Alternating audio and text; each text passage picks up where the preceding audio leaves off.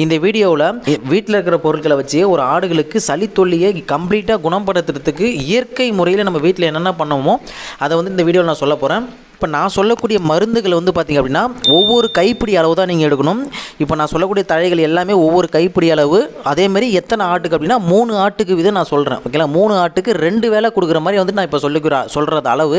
Example இப்போ வேப்ப இலை பார்த்திங்கன்னா ஒரு கைப்பிடி அளவு எடுத்துக்கணும். அதேமாதிரி துளசி ஒரு கைப்பிடி அளவு எடுத்துக்கணும். ஆடாத்தோட இலை, ஓகேங்களா, இந்த ஆடாத்தோட இலை இது ஒரு கைப்பிடி அளவு எடுத்துக்கணும். அதேமாதிரி முருங்கை இலை பார்த்திங்கன்னா ஒரு கைப்பிடி அளவு எடுத்துக்கணும். தூதுவளை இலை ஒரு கைப்பிடி அளவு எடுத்துக்கணும். விரலி மஞ்சள், ஓகேங்களா, இது ஒரு மஞ்சள் எடுத்து 2ஆக உடைச்சி போட்டுக்கணும். அதேமாதிரி நொச்சி இலை இருக்குது பார்த்தீங்கன்னா, நொச்சி இலையை ஒரு கைப்பிடி அளவு எடுத்துக்கணும். இந்த நொச்சி இலை ரொம்ப ரேராக தான் கிடைக்கும். ஸோ இருக்கிறவங்க யூட்டிலைஸ் பண்ணிக்கோங்க. ஓகேங்களா, இருக்கிறவங்க இதை இல்லாதவங்க தவிர்த்துருங்க, இருக்கிறவங்க சேர்த்துக்கோங்க.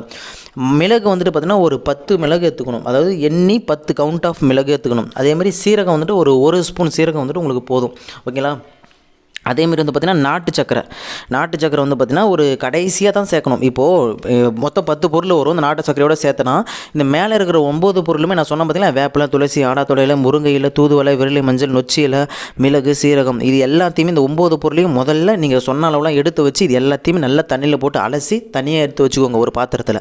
அதுக்கப்புறம் இந்த நாட்டு சக்கரையை ஒரு கடைசியாக சேர்க்கணும். ஓகேங்களா, உங்களுக்கு எவ்வளோ விருப்பத்துக்கு தேவைக்கு ஏற்ற மாதிரி நாட்டு சக்கரை அதுக்குள்ளே சேர்த்துக்கணும். சேர்த்துட்டு மொத்தத்தையுமே சேர்த்து ஒரு உரலில் பார்த்தீங்கன்னா போட்டு